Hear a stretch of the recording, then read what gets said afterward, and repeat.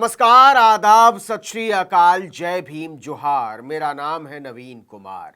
चौथे चरण की वोटिंग के बाद बीजेपी के कई दिग्गजों की धड़कनें क्यों तेज है और सबसे ज्यादा तेज है मोदी सरकार के पाकिस्तान मंत्री के नाम से मशहूर गिरिराज सिंह की धड़कन। तो क्या गिरिराज सिंह के साथ खेला हो चुका है? कन्नौज से भाजपा की हार भी लगभग पक्की है, ऐसा मान सकते हैं क्या? इसी तरह हैदराबाद सीट से ओवैसी के सामने एक बार फिर मोदी शाह का जादू फीका नजर आया। बिहार में नित्यानंद राय और शांभवी चौधरी की सीट पर भी भाजपा मुस्कुरा नहीं पा रही है। उधर बंगाल में कृष्णानगर सीट पर महुआ मोइत्रा की संसद सदस्यता छीनने के बावजूद भाजपा निढाल नजर आई। जेडीयू के ललन सिंह, लखीमपुर वाले किसान प्रेमी अजय मिश्रा उर्फ टेनी और झारखंड की खूंटी सीट से अर्जुन मुंडा की सीट भी इसी चरण में थी। साल 2019 के चुनाव में बेहद नजदीकी मुकाबले में अर्जुन मुंडा जैसे तैसे जीते थे। उन्होंने कांग्रेस के कालीचरण मुंडा को हराया था। इस बार भी अर्जुन मुंडा का मुकाबला कालीचरण मुंडा से ही है, लेकिन सबसे डावाडोल अगर कोई नजर आ रहा है तो वो है गिरिराज सिंह। देखिए, चौथे चरण में 10 राज्यों की 96 सीटों पर वोट पड़ चुके और वोटिंग का रंग देखने के बाद कई दिग्गजों का रंग उड़ गया है। सीटों के लिहाज से यह सबसे बड़ा चरण था। इसमें आंध्र प्रदेश की सभी 25 सीटें, तेलंगाना की सभी 17 सीटें, उत्तर प्रदेश की 13, महाराष्ट्र की 11, पश्चिम बंगाल की 8, मध्य प्रदेश की भी 8, बिहार की 5, झारखंड की 4, उड़ीसा की भी 4 और जम्मू कश्मीर की 1 सीट के लिए वोट डाले गए। इस चरण को लेकर बीजेपी की घिघी बंधी हुई थी, क्योंकि पहले 3 चरण के चुनाव में वो इंडिया गठबंधन से पीछे छूटती नजर आ रही थी। इसीलिए चौथे चरण में उसकी प्रतिष्ठा दांव पर लग गई, क्योंकि 2019 के चुनाव में इनमें से 42 सीटें अकेले बीजेपी जीत गई थी। वो 10 साल में 10 से 42 पर पहुंच गई। वहीं कांग्रेस इसी 10 साल में 50 से 3 पर पहुंच गई। 22 सीटें वाईएसआरसीपी जीत गई थी और टीआरएस 9। जो गौर करने वाली बात है वो ये कि बीजेपी जिन 89 सीटों पर लड़ी थी, उनमें से 43 सीटों पर उसका वोट शेयर 40% से ज्यादा था।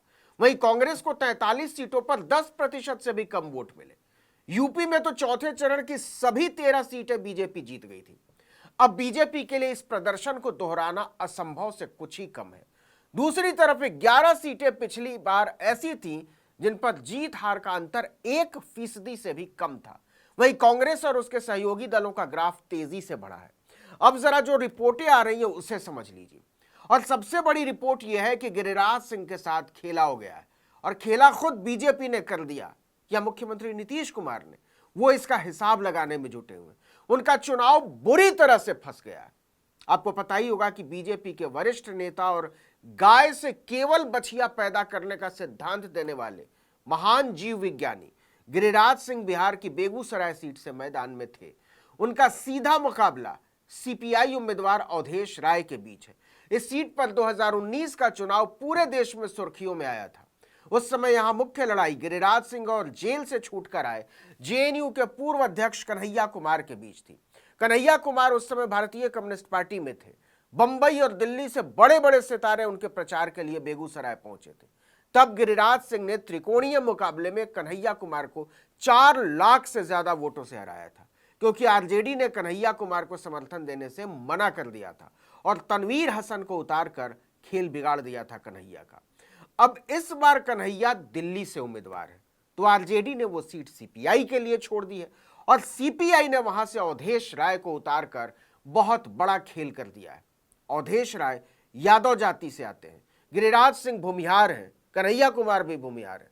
बेगूसराय की राजनीति मुख्य रूप से भूमिहार जाति के आसपास घूमती है। इस बात का सबूत यह है कि पिछले 11 लोकसभा चुनाव में से 10 बार भूमिहार सांसद बने। लेकिन इस बार खेल लगता है बदल गया है। बेगूसराय में अगड़ा बनाम पिछड़ा और मुसलमान हो गया है। दलितों के बीच सीपीआई का अपना बहुत बड़ा कैडर बेस है। दूसरी तरफ गिरिराज सिंह को केवल कट्टर हिंदू छवि और नरेंद्र मोदी के नाम का सहारा है। इसका उन्हें लाभ मिलता हुआ नजर आया, लेकिन बड़ा मामूली। अंतिम समय में उनके चुनाव प्रचार से नीतीश कुमार की दूरी ने उनका खेल बिगाड़ दिया। वो गंगा उस पार मुंगेर तो गए, लेकिन बेगूसराय नहीं पहुंचे। इससे पिछड़ों, मुसलमानों और खासकर कुर्मियों और अति पिछड़ों में यह संदेश गया कि नीतीश गिरिराज को संसद जाते हुए अब नहीं देखना चाहते। यहीं पर खेला हो गया। देखिए कि बेगूसराय में विधानसभा की 7 सीटें हैं। भाकपा और राजद के पास 2-2 विधायक है, 2 विधायक भाजपा के और 1 विधायक जेडीयू का। अब नीतीश के दूरी बना लेने से जेडीयू के नेताओं, कार्यकर्ताओं और समर्थकों तीनों ने अपना अपना हाथ गिरिराज से खींच लिया। इसका असर वोटिंग पर साफ नजर आया।